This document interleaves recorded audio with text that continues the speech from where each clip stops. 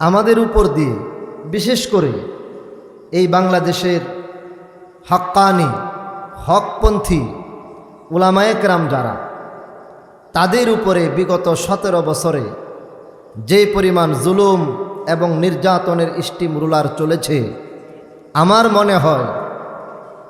মনে হয় বাংলাদেশ স্বাধীন হওয়ার পর থেকে নিয়ে 1971 সালের পর থেকে নিয়ে 2024 সালের আগ পর্যন্ত যে 17টি বছর ছিল, এই 17 বছরে বাংলাদেশের উলামায়ে কেরাম যেই পরিমাণে সামগ্রিকভাবে জুলুম এবং নির্যাতনের শিকার হয়েছে, আমার মনে হয় স্বাধীনতার পরে বাংলাদেশের উলামায়ে কেরাম সামগ্রিকভাবে এতটুকু জুলুম এবং নির্যাতনের শিকার হয় নাই। কথা ঠিক কিনা বলে?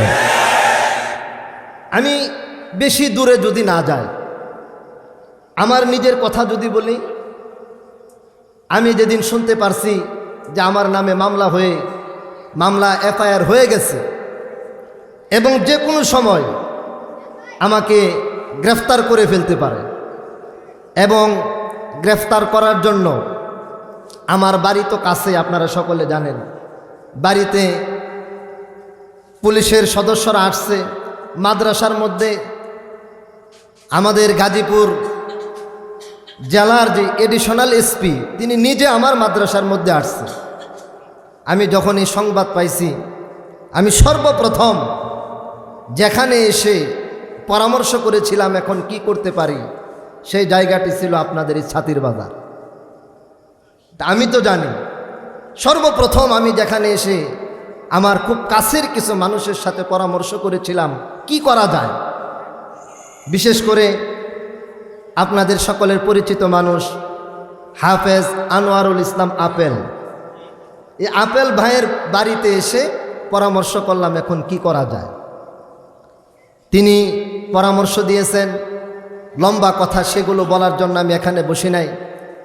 আমাদের উস্তাদে মোহতারাম এখানে বসা আলহাজ নাজমুল হুদা সাহেব সহ, আল্লামা আশেকে মুস্তফা সাহেব সহ ওনাদের অনেকের পরামর্শে এবং তাদের সহযোগিতায় আমি দীর্ঘদিন পর্যন্ত আড়ালে ছিলাম, কিন্তু অ্যারেস্ট হই নাই। এটাও আল্লাহ পাকের একটি মেহেরবানি। এখান থেকে আমরা সকলেই কমপক্ষে এতটুকু বিষয় তো বুঝতে পেরেছি, আমার মতো মনিরুল ইসলাম, যে কিনা এই বাংলাদেশের গাজীপুর জেলার শ্রীপুর উপজেলার তেলেহাটি ইউনিয়নের মোলাদ গ্রামের একটি ছোট্ট মানুষ, এমন একটি মানুষের বিরুদ্ধেও যদি মিথ্যা মামলা দায়ের করতে হয়, আর এমন একটি মানুষও যদি জুলুম নির্যাতনের শিকার হয়, তাহলে বাংলাদেশের প্রখ্যাত এবং বিখ্যাত উলামায়ে কেরাম যারা ছিল, তারা কতটুকু জুলুম এবং নির্যাতনের শিকার ছিল। আমার মতো মনিরুল ইসলাম যদি মিথ্যা মামলার শিকার হয়, এখান থেকে অনুমান করা যায় বাংলার বড় বড় উলামায়ে কেরামগণ কতটুকু জুলুম নির্যাতনের শিকার হয়েছিল। কথা বলে ঠিক কিনা? এখান থেকে অনুমান করা যায়।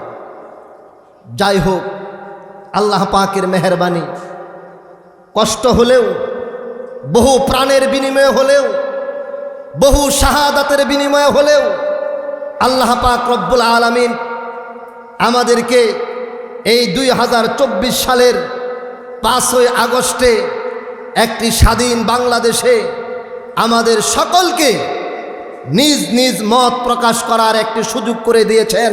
এতে আমরা খুশি না নারাজ? একটু জোরে সোরে আওয়াজ দেয়া বলি, খুশি না নারাজ? যদি খুশি হয়ে থাকেন, আমি আল্লাহর ওয়াস্তে আমার বয়ানের পূর্বে অনুরোধ করব, আল্লাহ পাক যে এত সুন্দর একটি পরিবেশ কায়েম করে দিয়েছেন, হুজুর বলে গেছেন উলামায়ে কেরাম এখন নিশ্চিন্তে নির্ভয়ে মাঠে ময়দানে কথা বলবে, কোনো ভারতের দালালকে পরোয়া করবে না, কোনো রক্তচক্ষুকে পরোয়া করবে না। উলামায়ে কেরাম যতদিন বেঁচে থাকবে আল্লাহর কথা, আল্লাহর নবীর কথা, ইসলামের কথা, কোরআনের কথা বলেই যাবে। আওয়াজ দিয়ে বলেন কথা ঠিক কিনা?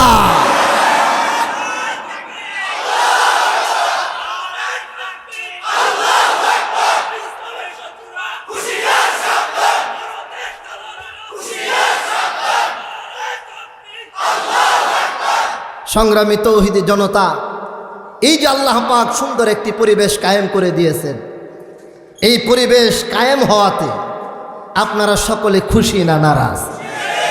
আরো জোরে একটু আওয়াজ দিয়া বলেন, খুশি না নারাজ? যদি খুশি হয়ে থাকেন আল্লাহর ওয়াস্তে দুইটি হাত উত্তোলন করে আল্লাহ পাককে দেখান। আমি যা বলবো আমার সাথে একটু আওয়াজ দিবেন।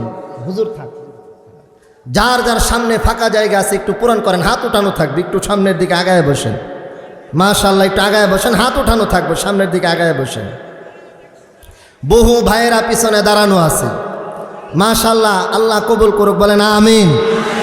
আমি আবারও জানতে চাই, এই যে আল্লাহ পাক আমাদেরকে একটি সুন্দর পরিবেশ কায়েম করে দিয়েছেন, উলামা একরাম নিশ্চিন্তে মাঠে ময়দানে কথা বলার সুযোগ করে দিয়েছেন এবং তৌহিদি জনতা উলামা একরামের পক্ষে কাজ করার সুযোগ পেয়েছেন, একটু আওয়াজ দিয়া বলেন এতে আপনারা খুশি না নারাজ?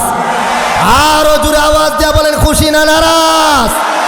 যদি খুশি হয়ে থাকেন আকাশ বাতাস উজাড় করেন আল্লাহর নামের একটি তাকবীর দিয়ে এই সাতির বাজার এলাকার সর্বস্তরের নারী পুরুষ তৌহিদি জনতাকে জানিয়ে দিতে হবে, উলামা একরাম ছিল, উলামা একরাম আছে, উলামা একরাম পলায়ন করে নাই, বরং তারাই পলায়ন করে বাংলাদেশের মাটি থেকে ভারতের রাজ্যে গিয়ে আশ্রয় গ্রহণ করতেছে। কথা ঠিক কিনা? আমাদের উপরে মামলা হয়েছে, আমরা পলায়ন করি নাই।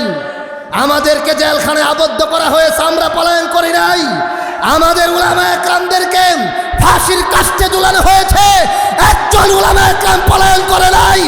আমরা দেখেছি তারাই পলায়ন করেছে, তারাই পলায়ন করেছে, তারাই পলায়ন করেছে। কথা বলে ঠিক কিনা? যদি খুশি হয়ে থাকেন আকাশ বাতাস উজাড় করে একটা তাকবীর দিবেন। এই তাকবীরের আওয়াজ ইনশাআল্লাহ প্রমাণ করবে আগামীর তেলেহাটি হবে উলামা একরামের তেলেহাটি, আগামীর শ্রীপুর হবে উলামা একরামের শ্রীপুর, আগামীর গাজীপুর হবে উলামা একরামের গাজীপুর, আগামীর বাংলাদেশ হবে উলামা একরামের বাংলাদেশ, আগামীর সংসদ হবে উলামা একরামের সংসদ। আওয়াজ দিয়ে বলেন কথা ঠিক কিনা? একটু হাতটা নামান, গলাটা পরিষ্কার করেন। তাকবীরের আওয়াজ দিয়ে বুঝিয়ে দিতে হবে আমরা তোমাদের জুলুম নির্যাতনের বয়ে যদিও কিছুক্ষণ সাময়িক আমরা অনেক সময় কথা বলি নাই, চুপ ছিলাম, কিন্তু পলায়ন করি নাই। আমরা আছি, তোমরা পলায়ন করেছ, আমরাই মাঠে আছি, আমরাই মাঠে থাকবো। ঠিক কিনা বলেন? নারে তাকবীর! অনেকে বলে নাই, আমি দেখছি চেয়ারে বসে রয়েছেন কিন্তু মুখ লড়তেছে না। এই ভাইয়েরা কি আমাদের দলের না এই দলের? ভাই, যে আওয়াজ না করবে বোঝা যাবে তারা মনে হয় খুশি না। কি বলেন? কথা ঠিক কিনা? আমি অনুরোধ করব, আল্লাহ তাআলা খতিবে বাঙ্গালের আগমন হইতেছে এই গাজীপুর শ্রীপুরের মাটিতে। স্বাধীন বাংলাদেশে আজকে খোলা ময়দানে প্রকাশ্যে কথা বলার জন্য খতিবে বাঙ্গাল আগমন করতেছে। এই যে আল্লাহ তাআলা পরিবেশ কায়েম করে দিয়েছেন, যারা চুপ থাকবে আপনি মনে করবেন এ খুশি না। কথা ঠিক কিনা বলেন? এই জন্য সবাই সবার ডানে বামে তাকাইবেন, কে চুপ আর কে কথা বলে। ঠিক আছে না? ইনশাআল্লাহ। তাকবীরের আওয়াজ জুড়ে হয় না। ও যুবক ভাইয়েরা, আল্লাহর নামের তাকবীর দিয়ে যদি মরেও যেতে পারো, তোমার মৃত্যু তোমার জান্নাতে যাওয়ার কারণ হতে পারে। কথা ঠিক কিনা বলেন? গলাটা পরিষ্কার করেন। আমরা তো বিশাল বিক্ষোভ মিছিল করেছি মাওনা চৌরাস্তায়, গলা এমনিতেই বসা, তারপরেও আপনার একটু তাকবীর দেওয়া প্রয়োজনে গলা ভাঙ্গা ফেলান, কোনো সমস্যা আছে বলেন? নারে তাকবীর! নারায়ে তাকবীর! ইসলামের শত্রুরা হুঁশিয়ার সাবধান, দুনিয়ার মুসলিম এক হও, এক হও। আমরা সবাই রাসূল সেনা, ভয় করি না বুলেট বোমা, বিশ্ব নবীর অপমান। আরো জোরে আওয়াজ দিয়ে বলতে হবে, বিশ্ব নবীর অপমান, দুনিয়ার মুসলিম। নারে তাকবীর! আলহামদুলিল্লাহ। খুশি না নারাজ? আল্লাহ কবুল করুন, সকলে বলে আমিন। সম্মানিত তৌহিদি জনতা, হুজুরকে বসিয়ে রেখে আমাদের কথা বলাও এক ধরনের বেয়াদব। তার উপরে উস্তাদ পাশে বসা থাকলে ছাত্রের একটু সাহস হয়, যদি কোনো ভুলা হয় হুজুর আমাদেরকে এখন না হোক পরবর্তীতে সংশোধন করে দিতে পারবে, কথা ঠিক কিনা? সম্মানিত তৌহিদি জনতা, এখন আমি আপনাদের সম্মুখে অত্যন্ত গুরুত্বপূর্ণ দু একটি কথা বলার চেষ্টা করব, একটু মনোযোগ দিয়ে শুনবেন তো ইনশাআল্লাহ। মাহফিলের পরিবেশ সুন্দর কায়েম হয়ে গেছে, এখন একের পর এক বক্তা আসবে আর তারা শুধু আলোচনা করবে, আপনারা ইনশাআল্লাহ শুধু শুনে যাবেন। আল্লাহ কবুল করুক, বলেন আমিন। সম্মানিত উপস্থিতি, আল্লাহ পাকের মেহেরবানি, আল্লাহ পাকের দয়া, আল্লাহ পাকের এহসান যে আল্লাহ পাক রব্বুল আলামিন আমাদেরকে এই পৃথিবীর বুকে মুসলমান এবং ইমানদার হিসেবে কবুল করেছেন, কথা বলেন ঠিক কিনা? আল্লাহ পাক আমাদেরকে ইমানদার বানিয়েছেন, আল্লাহ পাক আমাদেরকে মুসলমান বানিয়েছেন। আল্লাহর কসম, আল্লাহর কসম, একজন মুসলমানের ঈমান, একজন ইমানদারের ঈমান তাম দুনিয়ার চাইতেও আল্লাহ পাকের কাছে বেশি দামি, কথা বলেন ঠিক কিনা?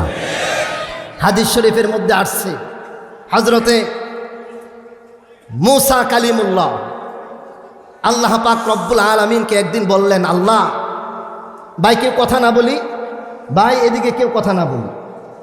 মূসা কালিমুল্লাহ একদিন আল্লাহ পাককে বলেছিলেন, আল্লাহ তুমি আমাকে স্পেশাল একটা কিছু দান করো, আমি যেই স্পেশাল জিনিস দিয়ে তোমাকে স্মরণ করব।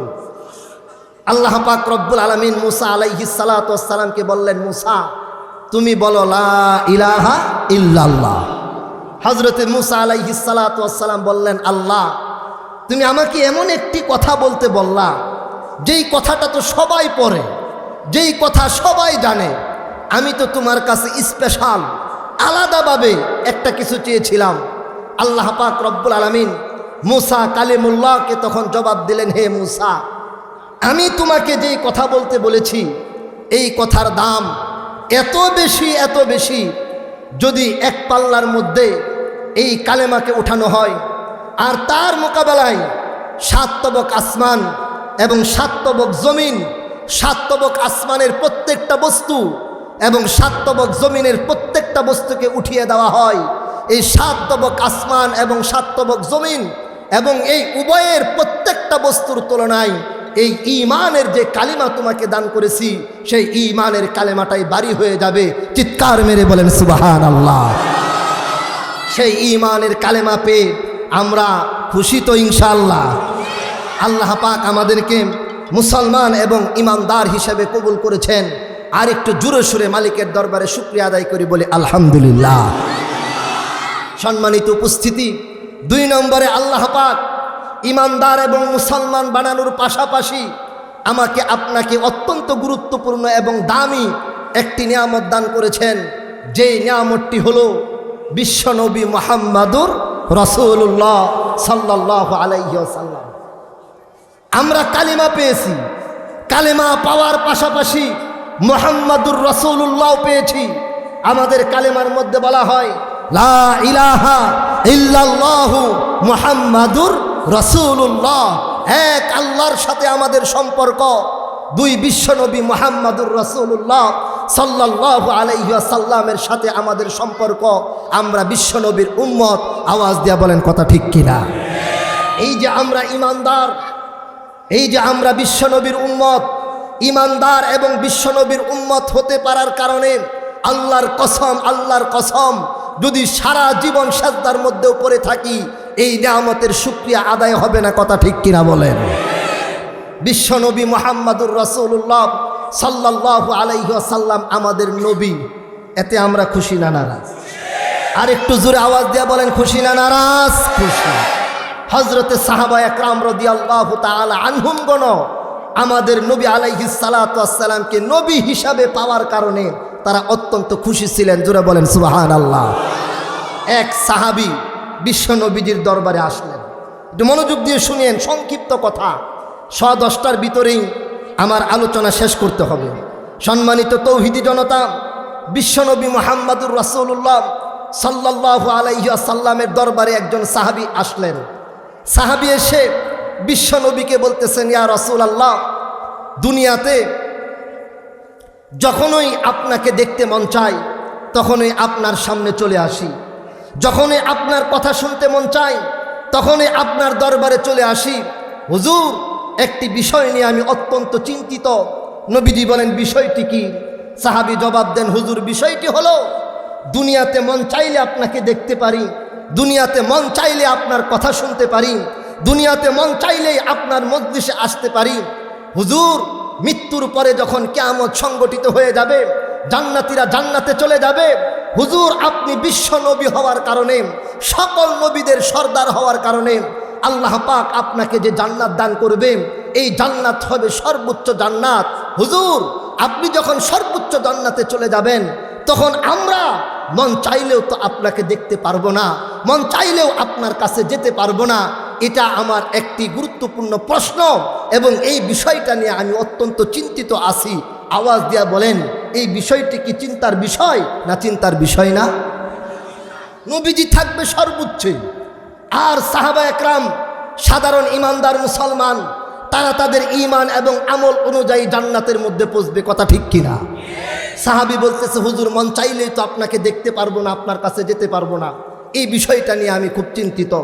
বিশ্বনবী মুহাম্মদুর রাসূলুল্লাহ সাল্লাল্লাহু আলাইহি ওয়াসাল্লাম যে জবাবটা দিয়েছেন, এই জবাব শুনে হযরতে সাহাবা একরাম বলেছেন, এই কথা শোনার পরে নবীজির জবান থেকে আমরা যত কথা শুনেছি সবচেয়ে খুশি যেই কথার দ্বারা হয়েছিলাম, সেই কথাটি নবীজি তখন ওই সাহাবীর প্রশ্নের জবাবে বলেছিল। জোরে বলেন সুবহানাল্লাহ। এই জবাবটি আমাদের শোনা দরকার আছে না নাই? বিশ্বনবী মুহাম্মদুর রাসূলুল্লাহ সাল্লাল্লাহু আলাইহি ওয়াসাল্লাম ওই সাহাবীকে জবাব দিয়ে বলেছিলেন, সাহাবী, তোমার মনের প্রশ্ন হলো মৃত্যুর পরে আমি যখন জান্নাতের সর্বোচ্চ আসনে চলে যাব, তখন তুমি মন চাইলে আমার সাথে দেখা করতে পারবে না, সাক্ষাৎ করতে পারবে না। এই প্রশ্ন তুমি আমার সম্মুখে ছুড়ে দিয়েছ। বিশ্বনবীজি ওই সাহাবীকে উদ্দেশ্য করে বললেন, ও আমার সাহাবী, শোনো, তুমি প্রশ্ন করার সঙ্গে সঙ্গেই আল্লাহ পাক রব্বুল আলামিন হযরতে জিব্রাইলকে আমার কাছে প্রেরণ করেছেন। জোরে বলেন সুবহানাল্লাহ।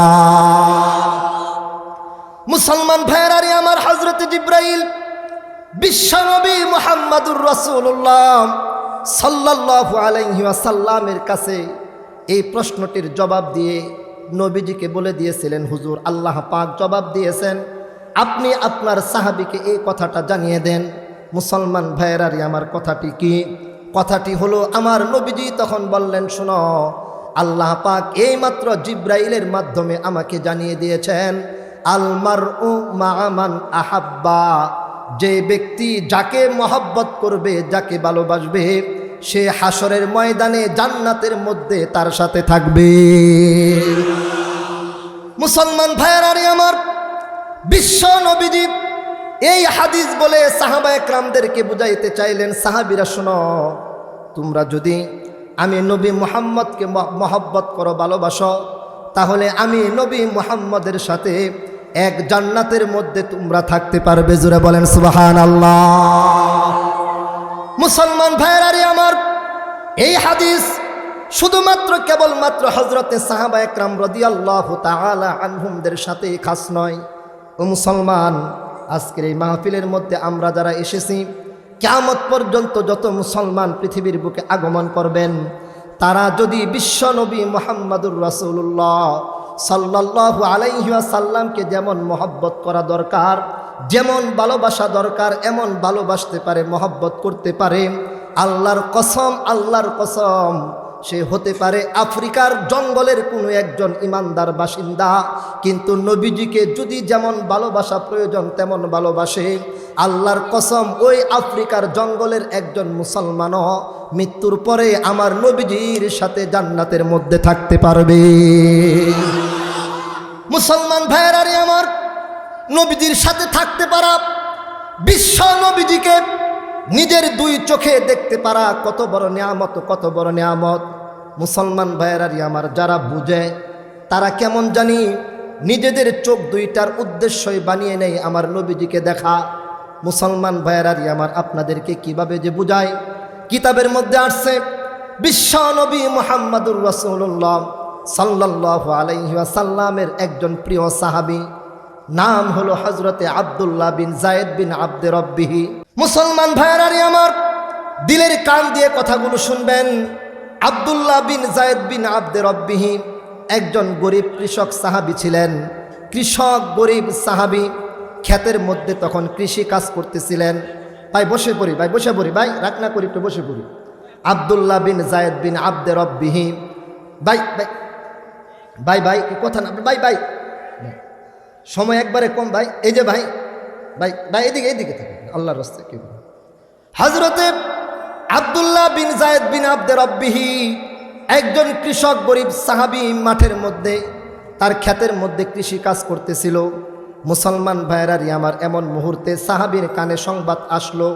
কি সংবাদ? কি সংবাদ? সাহাবীর কানের মধ্যে সংবাদ পৌঁছল, বিশ্বনবী মুহাম্মাদুর রাসূলুল্লাহ সাল্লাল্লাহু আলাইহি ওয়াসাল্লাম দুনিয়ার বুকে নাই। বিশ্বনবীজি ইন্তেকাল করেছেন। ও মুসলমান, বিশ্বনবীজি ইন্তেকাল করবেন, এটা একটা স্বাভাবিক বিষয়। কারণ আল্লাহ পাক কোরআনুল কারীমের মধ্যে বর্ণনা করেছেন, ওয়ামা মুহাম্মাদুন ইল্লা রাসূল কদ খালাত মিন ক্বাবলিহির রুসুল। মুহাম্মদ আল্লাহ পাকের একজন রাসূল। মুহাম্মাদের পূর্বেও এই পৃথিবীর বুকে বহু নবী রাসূলগণ আগমন করেছেন, তারা কেউ থাকতে পারে নাই, তারা একের পর এক চলে গিয়েছে। অতএব মুহাম্মদ সাল্লাল্লাহু আলাইহি ওয়াসাল্লাম সেও দুনিয়ার বুকে আসবে, আবার চলে যাবে, এতে আশ্চর্য হওয়ার কিছুই নয়। কথা ঠিক কিনা? কিন্তু বিশ্বনবীজি দুনিয়া থেকে চলে গেছেন, এই সংবাদ আব্দুল্লাহ বিন যায়েদ বিন আব্দে রব্বিহি রাদিয়াল্লাহু তাআলা আনহুর কানের মধ্যে পৌঁছা মাত্রই তিনি আল্লাহ পাক রব্বুল আলামিনকে ডাক দিয়া বললেন, আল্লাহ, তুমি আমাকে দুইটি চোখ দান করেছিলে, এই চোখের দ্বারা আমার যখন মন চাইতো আমি তখন আমার নবীজিকে দেখতাম। আল্লাহ গো, বিশ্ব নবীজিকে দেখতে মন চাইলে নবীজির দরবারের দিকে ছুটে যাইতাম। আল্লাহ, যেহেতু এই মুহূর্তে সংবাদ পেয়ে গেলাম বিশ্ব নবীজি আর দুনিয়ার বুকে নাই, আল্লাহ তোমার দরবারে আমার দরখাস্ত, আমার এই দুই চোখেরও আমার নিজের আর কোনো প্রয়োজন নাই, যে চোখের দ্বারা আমার নবীজিকে দেখতে পারবো না। আল্লাহ, এই চোখ আমার দরকার নাই, মেহেরবানি করে আমার চোখ দুইটা তুমি তোমার দরবারে নিয়ে যাও। মুসলমান ভাইয়েরারি আমার, কেমন সাহাবী! বিশ্বনবী দুনিয়াতে নাই, সাহাবী বলেন আমার চোখেরও দরকার নাই, আল্লাহ তুমি আমার চোখ নিয়ে নাও। ও মুসলমান, কিতাবের মধ্যে আসছে সাহাবী যখন আল্লাহ পাকের কাছে বলছেন, আল্লাহ আমার চোখ তুমি নিয়ে নাও, আল্লাহ পাক সাহাবীর দোয়া কবুল করে নিলেন এবং সাহাবীকে আল্লাহ পাক রব্বুল আলামিন অন্ধ করে দিলেন। আল্লাহর সাথে তাদের কেমন সম্পর্ক, আমার নবীর সাথে তাদের কেমন সম্পর্ক। মুসলমান ভাইয়েরারি আমার, সেই নবীর সাথে সম্পর্ক রেখে সাহাবায়ে কেরাম জিতেছেন না ঠকেছেন? আওয়াজ দেয়া বলেন, জিতেছেন না ঠকেছেন? সাহাবায়ে কেরাম বিশ্ব নবীজির সাথে সম্পর্ক রেখে লাভবান হয়েছেন, জিতে গেছেন। আল্লাহর কসম, আল্লাহর কসম, আমরাও যদি আজকে বিশ্ব নবীর সাথে সম্পর্ক রাখতে পারি আমরাও জিতে যাব, লাভবান হব। আওয়াজ দিয়া বলেন কথা ঠিক কিনা? নবীর সাথে যার সম্পর্ক, আল্লাহর কসম সেই ব্যক্তি লাভবান। আর আমার নবীর সাথে যার সম্পর্ক নাই, আল্লাহর কসম, আল্লাহর কসম, এই ব্যক্তির চেয়ে কপাল পুরা আসমান এবং জমিনের মধ্যে দ্বিতীয় আরেকজন নাই। নবীর সাথে সম্পর্ক রাখতে চাই কিনা? জোরে বলেন, সম্পর্ক রাখতে চাই কিনা? কারা কারা চাই দুইটা হাত উঠায়া দেখান। ইয়া রব্বুল আলামিন, আল্লাহ তোমার কুদরতি নজরটা দিয়া আজকে ছাতির বাজারের যুব সমাজ শ্রমিক ভাইদের উদ্যোগে আয়োজিত ইসলামী মহাসম্মেলনের দিকে তাকায় দেখো। তোমার এই বান্দাগুলো নবীর সাথে সম্পর্ক রাখতে পেরে নবীর উম্মত হতে পেরে তারা সকলেই খুশি। আল্লাহ গো, কিয়ামতের কঠিন ময়দানে তোমার এই প্রত্যেকটা বান্দাদেরকে লাভবান করে নবীর সাথে জান্নাতে পৌঁছায় দিও, বলেন আমিন। মুসলমান ভাইয়েরারি আমার, বলবেন নবীজি তো দুনিয়াতে নাই, নবীজি দুনিয়া থেকে চলে গেছে। ও মুসলমান, আমার নবীজি দুনিয়া থেকে যদিও চলে গেছেন, আমার নবীর সাথে সম্পর্ক রাখার ফায়দা, আমার নবীর সাথে মহব্বত ভালোবাসা রাখার ফায়দা এখনো আছে। আল্লাহর কসম, কিয়ামত পর্যন্ত বলবৎ থাকবে। কথা ঠিক কিনা? এই বিষয়টা যদি আমি বুঝাইতে চাই আপনাদেরকে, খুতবাতে আমিনী থেকে সংক্ষিপ্ত ছোট্ট একটি কথা শোনাই, একটু মনোযোগ দিয়ে শুনবেন। মুসলমান ভাইয়েরা রে আমার, বিশ্বনবী মুহাম্মদুর রাসূলুল্লাহ সাল্লাল্লাহু আলাইহি ওয়াসাল্লাম ইন্তেকাল করলেন। বিশ্বনবীজি রওজা পাকের মধ্যে শুয়ে আছেন। ও মুসলমান, আমার নবীজি রওজা পাকের মধ্যে জীবিত না মুর্দা? জোরে বলেন, জীবিত না মুর্দা? বিশ্বনবীজি হাদিসের মধ্যে বলে গেছেন, নবীগণ তাদের কবরের ভিতরে জীবিত আছে। মুসলমান ভাইয়েরারি আমার, আমাদের নবীজি রওজা পাকের মধ্যে জীবিত। সুবহানাল্লাহ বলেন। আমার নবীজি ইন্তেকাল করলেন। আল্লাহ পাক রব্বুল আলামিন নবীজির ইন্তেকালের পরে বিশ্ব নবীজির একজন সাধারণ গ্রাম্য সাহাবীকে দিলের মধ্যে জজবা উঠাইয়া দিলেন, তুমি নবীজির রওজা পাকের কাছে যাও। সুবহানাল্লাহ বলেন। গ্রাম্য সাহাবী বিশ্ব নবীজির রওজা পাকের কাছে আসলেন। মুসলমান ভাইয়েরারি আমার, মাহফিলের দ্বিতীয় বক্তা স্টেজের দিকে চলে আসতেছে। একটু মনোযোগের সাথে কথাগুলো শোনেন, সময় লম্বা করার মতো সুযোগ হাতের মধ্যে নাই। মুসলমান ভাইয়েরারি আমার, বলতেছিলাম বিশ্ব নবীজির রওজা পাকের কাছে একজন গ্রাম্য সাহাবী, একজন গ্রাম্য মানুষ নবী আলাইহিস সালাতু ওয়াস সালামের রওজা পাকের কাছে আসছে। রওজা পাকের কাছে এসে ওই গ্রাম্য লোকটি কি করলো মুসলমান, একটু দিলের কান দিয়ে মনোযোগ দিয়ে শুনেন। নবীজির রওজা পাকের কাছে এসে ওই গ্রাম্য লোকটি পবিত্র কুরআনুল কারীমের একটি আয়াত তেলাওয়াত করলেন। আয়াতখানা কি মুসলমান? আল্লাহ পাক বলেন, ওয়ালাউ আন্নাহুম ইযযালামু আনফুসাহুম জাউকা ফাস্তাগফিরুল্লাহ ওয়াস্তাগফারা লাহুমুর রাসূল লাওয়াজাদুল্লাহা তাওয়াবার রহিমা। মুসলমান ভাইয়েরারি আমার, ব্যাখ্যা করার মতো সময় নাই, শুধুমাত্র মূল কথাটা বলে দেই। এই আয়াতের মধ্যে আল্লাহ পাক বর্ণনা করছেন, যদি কোনো গুনাহগার নিজের গুনাহের জন্য অনুতপ্ত হয় এবং আল্লাহর কাছে ক্ষমা চাই, আর গুনাহ থেকে আল্লাহর কাছে যখন ক্ষমা চাই, তখন আল্লাহর কাছে ক্ষমা চাওয়ার পাশাপাশি বিশ্ব নবীজিও সেই গুনাহগারের জন্য আল্লাহর কাছে একটু সুপারিশ করে। সুবহানাল্লাহ বলেন। গুনাহগার আল্লাহর কাছে ক্ষমা চাইতেছে, তখন ওই গুনাহগারের জন্য নবীজি আল্লাহর কাছে সুপারিশ করতেছে। ওয়াস্তাগফারা লাহুমুর রাসূল, আল্লাহর রাসূলও তার জন্য আল্লাহর কাছে ক্ষমা চাইতেছে। আল্লাহ, তোমার এই বান্দা আসছে, তোমার কাছে ক্ষমা চাই, আমি নবী মুহাম্মদ তার পক্ষে একটু সুপারিশ করতেছি, তুমি তাকে মাফ করো। আল্লাহ বলেন, লাওয়াজাদুল্লাহ তাওয়াবার রহিমা, যদি আমার নবী কাহার পক্ষে সুপারিশ করেন, সে নিজেও ক্ষমা চায়, নবীও সুপারিশ করেন, আমি আল্লাহ তাকে ক্ষমা করে দেব। জোরে বলেন সুবহানাল্লাহ। গ্রাম্য ব্যক্তি নবীজির রওজা পাকের কাছে এসে এই আয়াত তেলাওয়াত করতেছে। কি বুঝাইতে চাইতেছে? বুঝাইতে চাইতেছে, হুজুর আজকে আপনি যদি জীবিত থাকতেন তো আমি আপনার কাছে এসে আল্লাহর কাছে ক্ষমা চাইতাম, আর আপনি আমার পক্ষে একটু সুপারিশ করতেন, কিন্তু হুজুর আপনি তো দুনিয়াতে নাই, আপনি কবরে চলে গেছেন। এই আয়াতটা তেলাওয়াত করলেন, তারপরেও আমি আল্লাহর কাছে ক্ষমা চাই। এই ব্যক্তি এতটুকু এই আয়াতটুকু তেলাওয়াত করে সে দুইটি কবিতা পাঠ করলেন। বলেন কয়টি? দুইটি। ইয়া খায়রা মান দুফিনাত বিল কা'i আযমুহু, ইয়া খায়রা মান দুফিনাত বিল কা'i আযমুহু, ফাতাবা মিন তিবিহিনাল কা'u ওয়াল আকামু, নাফসিল ফিদাউ লিকবরিন আনতা সাকিনুহু, ফীহিল আফাফু ওয়া ফীহিল জুদু ওয়াল কারামু। আল্লাহু আকবার বলেন। মুসলমান ভাইরারি আমার, তর্জমা করার মতো সময় নাই। তিনি এই কবিতাটুকু পাঠ করলেন, খুতবাতে আমিনের মধ্যে আসছে। এই দুইটি কবিতা এতই আবেগপূর্ণ ছিল, এতই আবেগপূর্ণ ছিল, সেই কবিতাগুলো পরবর্তীতে বাদশার পক্ষ থেকে নবীজির রওজা পাকের কাছে দেওয়ালের মধ্যে এখন পর্যন্ত লেখা আছে, জুড়ে বলেন সুবহানাল্লাহ। এই কবিতা পাঠ করলেন। কবিতা পাঠ করে গ্রাম্য ব্যক্তি চলে যাচ্ছে। কিছু দূর পর্যন্ত যখন গেলেন তখন নবীজির রওজা পাকের কাছে একজন আল্লাহর ওলি তিনি জিয়ারত করতেছিলেন। ওই জিয়ারতরত অবস্থায় আল্লাহর ওলির তন্দ্রা ভাব চলে আসে, ঘুমের ভাব চলে আসে। আর ওই তন্দ্রা ভাব, ঘুমের ভাব চলে আসা অবস্থায় ওই আল্লাহর ওলিকে আল্লাহ পাক বিশ্ব নবীজিকে স্বপ্নে দেখাইতেছে, জোরে বলেন সুবহানাল্লাহ। নবীজিকে স্বপ্নে দেখাইতেছে।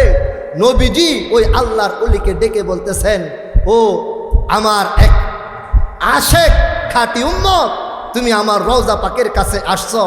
আমার আরেক আশেক, আমার আরেক উম্মত আমি নবীর কাছে এসেছিল, আমি যেন তার পক্ষে আল্লাহর কাছে একটু সুপারিশ করি, কিন্তু আমি তো দুনিয়াতে নাই, আমি রওজা পাকে, এই জন্য তার দিলে কষ্ট। আমি জীবিত থাকলে আমি তার পক্ষে আল্লাহর কাছে সুপারিশ করতাম। সে কোরআনের আয়াত পড়ে এটা বুঝাইছে, যাও তাড়াতাড়ি যাও, তাকে যা জানায় দাও আল্লাহ পাক তার এই আয়াত তেলাওয়াত শুনে তার জিন্দেগির তামাম গুনাহগুলো মাফ করে দিছে। নবীজি যদিও দুনিয়াতে নাই, আমার নবীজির বরকত আল্লাহর কসম এখন পর্যন্ত বিদ্যমান, কথা ঠিক কিনা? নবীজির বরকত বিদ্যমান আছে বিদায় এই যুব সমাজ, শ্রমিক ভাইয়েরা তাদের কামাই করা অর্থ দিয়ে এরকম ওয়াজ মাহফিলের আয়োজন করতো না, কথা ঠিক কিনা বলে? তাফসির মাহফিলের আয়োজন করতো না। আজকে তারা নাচানাচি লাফালাফির ভিতরে থাকতো, কিন্তু এগুলো না করে আপনাদেরকে এখানে কেন জমায়েত করলেন? আপনারাই কেনই বা আসলেন? কারণ একটাই, আমাদের অন্তরে নবীর মহব্বত, নবীর ভালোবাসা 100 থেকে 100% আছে। ইনশাআল্লাহ আরো পয়দা করব। আওয়াজ দিয়া বলেন ঠিক কিনা? আরো জোরে বলেন ঠিক কিনা? সম্মানিত উপস্থিতি, সর্বশেষ কথা, বিশ্ব নবীকে পেয়ে আমরা খুশি না? তার একটু জোরে বলেন খুশি না ভাই? খুশি। নবীকে কতটুকু মহব্বত করব? আমি যে আয়াত পড়েছিলাম, আল্লাহ বলছেন আন-নাবিয়্যু আওলা বিল মুমিনিনা মিন আনফুসিহিম। নবী একজন ইমানদার মুসলমানের কাছে কতটুকু প্রিয় হবে? নবীজি আল্লাহ নিজে বলে দেন, নিজের জানের চেয়েও বেশি প্রিয় হবে। সুবহানাল্লাহ বলে। নবীর উম্মতের কাছে নারী হোক কিংবা পুরুষ হোক, তার জানের চেয়ে বেশি প্রিয় হবে। এটা কার ঘোষণা? জোরে বলেন কার ঘোষণা? আল্লাহর ঘোষণা। মুসলমান বিশ্ব নবীজির স্ত্রী উম্মে হাবিবা রাদিয়াল্লাহু তাআলা আনহা, আমার শেষ কথা, এটা মনোযোগ দিয়ে শুনবেন। উম্মে হাবিবা রাদিয়াল্লাহু তাআলা আনহা বিশ্ব নবীজির স্ত্রী, আমাদের আম্মা জান। আর উনার আব্বা ছিল আবু সুফিয়ান, পরবর্তীতে মুসলমান হয়েছিল। ও মুসলমান উম্মে হাবিবা রাদিয়াল্লাহু তাআলা আনহা বিশ্ব নবীজির সাথে হিজরত করে মদিনায় চলে আসে। নবীজির সাথে হিজরত করে মদিনায় চলে আসছে, মদিনায় থাকেন। আর উনার আব্বা আবু সুফিয়ান মক্কা থেকে কাফের অবস্থায় যে কোনো একটা উদ্দেশ্যে মদিনায় আসে। আসার পরে যখন মক্কায় চলে যাবে, যাওয়ার সময় চিন্তা করলো, যেহেতু মদিনায় চলেই আসছি, মেয়েটাকে এক নজর দেখে যায়। কারণ বাবার অন্তরে মেয়ের প্রতি, সন্তানের প্রতি মায়া, মহব্বত, ভালোবাসা আছে না নাই? চিন্তা করলেন যেহেতু আসছি, মেয়েটার সাথে একটু সাক্ষাৎ করে যাই। মুসলমান আমার শেষ কথা একটু মনোযোগ দিয়ে শুনবেন, গুরুত্বপূর্ণ একটা পয়েন্ট টেনে আমার কথা শেষ করে দিচ্ছি। আমি বক্তা বসিয়ে বয়ান করি না, কিন্তু এই কথাটা বলার জন্যই আমি হুজুরের সাথে একটু বেয়াদবি করতেছি। আল্লাহ মাফ করুক, সকলে বলে আমিন। হুজুরও মাফ করবেন ইনশাআল্লাহ। মুসলমান ভাইরা, উম্মে হাবিবা রাদিয়াল্লাহু তাআলা আনহাকে দেখার জন্য উনার বাবা আবু সুফিয়ান চিন্তা করলেন, যেহেতু আসছি, যাওয়ার আগে মেয়েটাকে একটু দেখে যায়। মুসলমান মেয়েকে দেখার জন্য মেয়ের ঘরে প্রবেশ করলেন। সুবহানাল্লাহ বলেন। মুসলমান ভাইয়ারে আমার, কলিজার টুকরা মেয়েকে এক নজর দেখার জন্য আবু সুফিয়ান যখন নিজের মেয়ের ঘরের ভিতরে প্রবেশ করল, মুসলমান ভাইয়ারে আমার, হযরতে উম্মে হাবিবা রাদিয়াল্লাহু তাআলা আনহা তখন সেটা লক্ষ্য করলেন নিজের বাবা আসছে। ও মুসলমান, বাবা ঘরের ভিতরে প্রবেশ করে, ঘরের ভিতরে একটা চৌকি ছিল। এই চৌকির উপরে যখন বাবা বসতে গেলেন, মুসলমান বাবা বসতে গেছেন চৌকির উপরে, তখন হযরতে উম্মে হাবিবা রাদিয়াল্লাহু তাআলা আনহা খেয়াল করলেন, আমার বাবা যে চৌকির মধ্যে বসতে যাইতেছে, এই চৌকির উপরে একটি চাদর বিছানো। এই চাদর আমার নবীজি বিশ্ব নবীর আওয়াজ দিয়া বলেন সুবহানাল্লাহ। আমার বাবা একজন কাফের, আমার বাবা একজন মুশরিক এবং কাফের বাবা আমার নবীর চাদরের মধ্যে বসবে। আমি নবীর স্ত্রী হয়ে এবং নবীর একজন উম্মত হয়ে এটা সহ্য করতে পারি না। আমার নবীর চাদরের মধ্যে হতে পারে আমার জন্মদাতা বাবা, এই বাবা বসবে, এটাও আমি সহ্য করব না। এই কথা চিন্তা করে তিনি দৌড়ায় গেলেন। বাবা যখন চকির উপরে বসতে গেলেন, মুসলমান হজরতে উম্মে হাবিবা বাবার সামনে থেকে চাদরখানা টান দিয়া দূরে সরাইয়া দিলেন আর বললেন, বাবা হতে পারো তুমি আমার জন্মদাতা বাবা, কিন্তু আমার নবীর চাদরের মধ্যে বসার মতো যোগ্যতা তোমার ভিতরে নাই। জোরে বলেন সুবহানাল্লাহ। কারণ তুমি একজন মুশরিক, তুমি একজন কাফের। ও মুসলমান ভাইরা, একজন কাফের মুশরিক জন্মদাতা বাবা হওয়ার পরেও হযরত উম্মে হাবিবা রাদিয়াল্লাহু তাআলা আনহা আমার নবীজির চাদর সাধারণ একটা চাদর ছিল, অন্য কিছু না, সেই চাদরের মধ্যে পর্যন্ত বসার সুযোগ দেয় নাই আমাদের আম্মাজান। কথা ঠিক কিনা বলেন? একটি সুতার তৈরি চাদরের মধ্যে যদি আম্মাজান একজন মুশরিক একজন কাফেরকে বসার সুযোগ না দেয়, আজকে আপনাদের কাছ থেকে আমি জানতে চাই, সাধারণ চাদর নিয়ে যদি একজন কাফেরের বসার সুযোগ না থাকে, সেই নবীর ইজ্জত, সেই নবীর সম্মান, সেই নবীর আজমত নিয়ে যদি কোনো কুলাঙ্গার, কোনো কাফের, কোনো মুশরিক ও মুসলমান টানাটানি করেন, মুসলমান হিসাবে নবীর উম্মত হিসাবে আমাদের কি তাকে সেই ইজ্জতের চাদর টানাটানি করার সুযোগ দেওয়ার কোনো অনুমতি আছে কিনা? আওয়াজ দিয়া বলেন আছে কিনা? আমার নবীর চাদরে বসার অনুমতি কাফেরের নাই। ও মুসলমান, সাধারণ চাদরের মধ্যে যদি বসার অনুমতি না থাকে, আমার নবীর ইজ্জতের চাদর নিয়ে টানাটানি করার কোনো অধিকার কোনো কাফের, কোনো মুশরিক, কোনো বেঈমান, কোনো হিন্দুর নাই। কথা ঠিক কিনা বলে? মুসলমান ভাইরা, আমাদের বাংলাদেশের পার্শ্ববর্তী রাষ্ট্র ভারত আমাদের জন্য কি করেছে না করেছে সবাই জানি, ঠিক কিনা বলেন?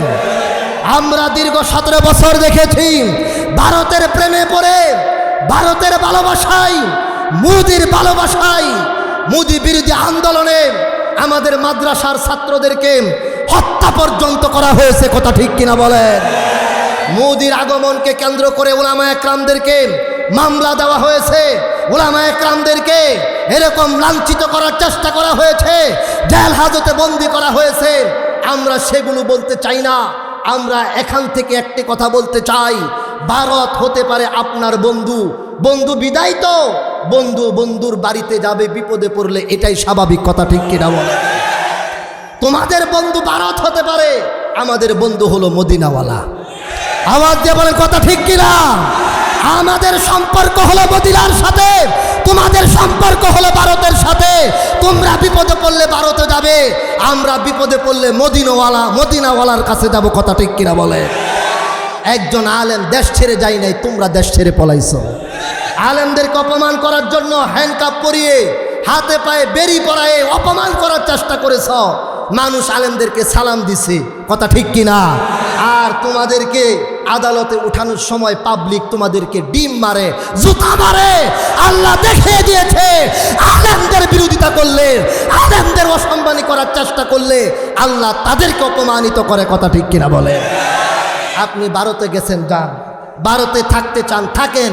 আমরা দোয়া করি আল্লাহ আপনার ওই ভারতদের যারা আছে তাদের সাথেই যেন কবুল করে। কথা ঠিক কিনা বলে? আপনি ওইখানেই থাকেন।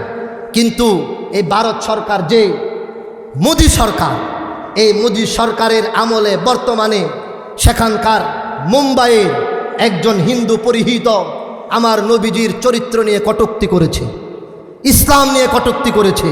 ও মুসলমান, মোদি সরকারের যে দল বিজেপি, এই বিজেপির একজন সংসদ সদস্য ওই হিন্দু পরিহিতর বক্তব্যকে সমর্থন জানিয়েছে। যখন বিজেপি নেতা, বিজেপি সংসদ সদস্য তার বক্তব্যকে সমর্থন জানিয়েছে, এখন বিজেপি সরকার যদি এই বক্তব্যের সাথে একমত না হয়, মোদী সরকারের উচিত হলো স্পষ্ট বক্তব্য দিয়ে জানিয়ে দেওয়া এটা তার একান্ত বক্তব্য, এটা মোদী সরকারের বক্তব্য নয়। কথা ঠিক কিনা বলেন? আর যদি তারা এটা প্রকাশ না করে, স্পষ্ট না করে, আমরা বুঝে নিব ওই হিন্দু পরিহিত আর বিজেপির সাংসদ তারা একই পক্ষে, আর মোদী সরকারও তার পক্ষে। আর মোদী সরকার যত পাওয়ারফুল হয়ে যাক না কেন, আমার নবীর বিরুদ্ধে গেলে, ইসলামের বিরুদ্ধে গেলে বাঁচবো না মরবো চিন্তা করার সুযোগ নাই। কথা ঠিক কিনা বলেন? যদি আবার যুদ্ধের প্রয়োজন হয়, গজওয়াতুল হিন্দ আমাদেরকে আহ্বান করছে। বিশ্বনবীজি বলেছেন আখিরি জমানায় একটা যুদ্ধ হবে, সেই যুদ্ধ হবে হিন্দুস্তানে।